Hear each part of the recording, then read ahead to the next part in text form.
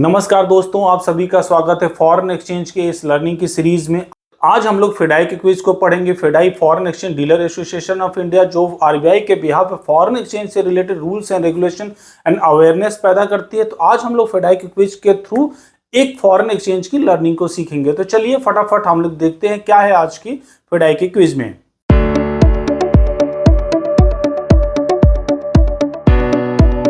तो चलिए हम लोग फेडाई के क्विज को लॉगिन करते हैं और पढ़ते हैं आज का फेडाई का क्विज।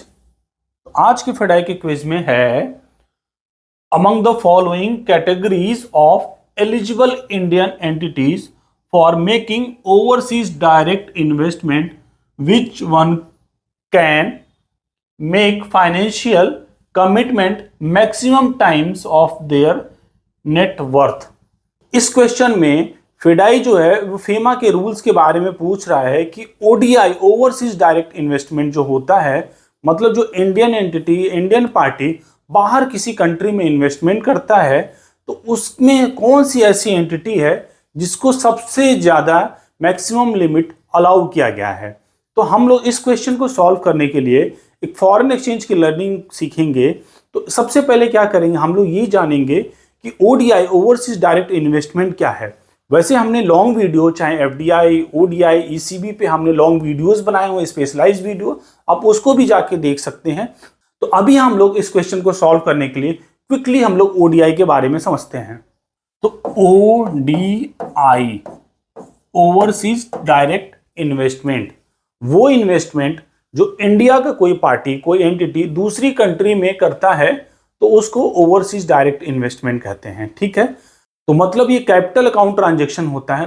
ट्रांजैक्शन जो होते हैं दो तरीके के हो सकते हैं। अगर आप बाहर पैसा भेजते हो एज पर फेमा, एक होता है करेंट अकाउंट ट्रांजैक्शन और एक होता है कैपिटल अकाउंट ट्रांजैक्शन। तो बहुत ही क्विकली हम लोग कवर करते हैं करेंट अकाउंट ट्रांजैक्शन क्या होता है और कैपिटल अकाउंट ट्रांजैक्शन क्या होता है।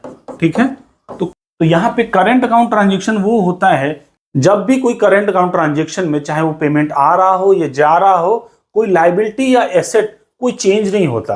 अब समझ में नहीं आ रहा होगा कि लाइबिलिटी और एसेट क्या है। जैसे मान लीजिए आपने किसी को उधार दिया, ठीक है, आपने उधार दिया तो क्या हुआ, आपका एक एसेट है, कल को वो पैसा वापस मिलेगा आपको, तो आपका एक एसेट खड़ा हो गया। ठीक है, सिमिलरली अगर आपने किसी से लोन लिया तो वो आपकी लाइबिलिटी हो गई। तो मान लीजिए अगर आपके पास जीरो लोन है, ठीक है, आप लोन फ्री हो और किसी से आप उधार लेते हो, मान लीजिए 1 लाख रुपए का, तो आज की डेट में क्या हो गया, आप 1 लाख के लोन हो गए, तो वो आपकी लाइबिलिटी होगी। आपका स्टेटस होगा 1 लाख आप लाइबिलिटी में हो, आपको पे करना है फ्यूचर में।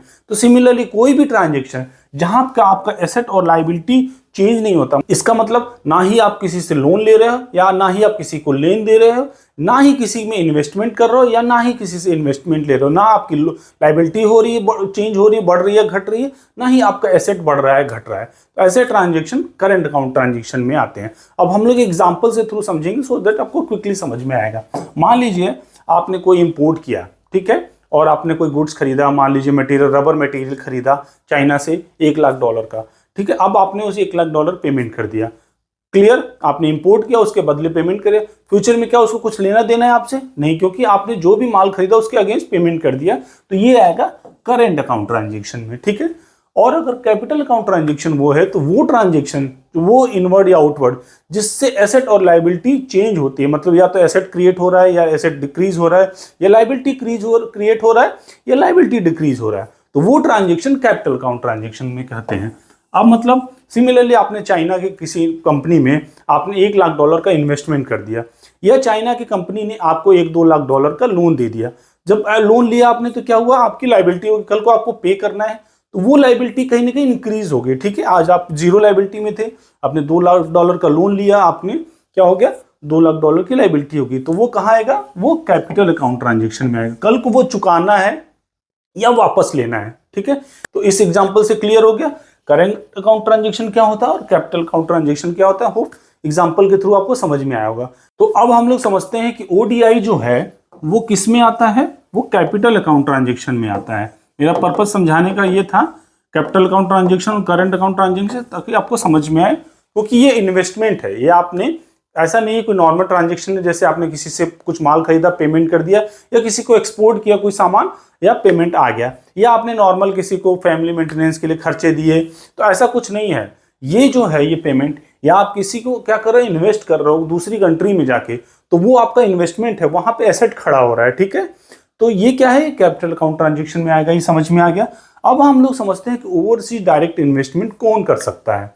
तो इंडिया में आरबीआई क्या बोलता है, आरबीआई आपको पता है जो गवर्निंग बॉडी है, ठीक है, जो सारे rules and regulation foreign exchange से रिलेटेड फेमा के बिहाफ पे आरबीआई बनाता है। फेमा जो है फॉरेन एक्सचेंज मैनेजमेंट एक्ट है, जो वो एक्ट ऑथराइज करता है आरबीआई को, आप फॉरेन एक्सचेंज से रूल्स एंड रेगुलेशन बनाइए और उसको गवर्न करिए, ठीक है। तो आरबीआई ये बोलता है कि कोई भी एंटिटी जो कंपनीज एक्ट में रजिस्टर्ड हो, या कोई पार्टनरशिप फर्म जो रजिस्टर्ड हो, या लिमिटेड लायबिलिटी पार्टनरशिप हो, ऐसी कोई भी एंटिटी जो है वो ओडीआई ओवरसीज डायरेक्ट इन्वेस्टमेंट कर सकती है। तो कहने का मतलब यहाँ पे सारी एंटिटी आ गई एक्सेप्ट प्रोप्राइटरशिप फर्म। अब बोलोगे प्रोप्राइटरशिप फर्म क्यों नहीं कर सकती, उसको भी हम लोग समझते हैं। तो यहाँ पे मतलब कोई भी, चाहे वो लिमिटेड कंपनी हो गई, प्राइवेट लिमिटेड कंपनी हो गई, ठीक है, पब्लिक लिमिटेड कंपनी हो गई। अब इसको भी अगर आपको किसी को नहीं पता होगा क्या होता है पब्लिक लिमिटेड, प्राइवेट लिमिटेड, तो हम लोग डिटेल में वीडियो भी बनाए हैं, उस पर आप जाके देख सकते हो। पार्टनरशिप फर्म हो सकता है, वो भी कर सकता है, लिमिटेड लायबिलिटी पार्टनरशिप होगा वो भी कर सकता है, एक्सेप्ट जो है प्रोप्राइटरशिप फर्म। अब यहाँ पे हम लोग समझते हैं कि प्रोप्राइटरशिप जो है वो इंडिविजुअल की एंटिटी की तरह ट्रीट किया जाता है। मतलब ऐसा मैं नहीं बोल रहा हूं कि प्रोप्राइटरशिप या इंडिविजुअल पर्सन ओडीआई नहीं कर सकता, ओवरसीज डायरेक्ट इन्वेस्टमेंट नहीं कर सकता, वो भी कर सकता है। बट क्या होगा, जब भी कोई पर्सन अगर बाहर पैसा भेजता है तो उसको बोलते हैं LRS, लिबरलाइज रेमिटेंस स्कीम। मतलब इसके तहत उसका जो भी इन्वेस्टमेंट होगा वो गवर्न होगा। तो उसके लिए वो एंटिटी का 400% जो लिमिट रखी है, तो इसके लिए ये रूल अप्लाई नहीं हो सकता। मतलब कोई भी एंटिटी जो उसकी बैलेंस शीट हो, ऑडिटेड बैलेंस शीट हो, उसका 400% तक वो ओवरसीज डायरेक्ट इन्वेस्टमेंट कर सकता है। तो क्योंकि यहाँ पे लिमिटेशन है, इसके लिए रूल्स ये बनाए हैं कि जो भी इंडिविजुअल अगर कोई बाहर पेमेंट करना चाहता है तो हर फाइनेंशियल ईयर में as per liberalise remittance scheme वो $2,50,000 $2,50,000 पर फाइनेंशियल ईयर, उससे ज़्यादा नहीं कर सकता।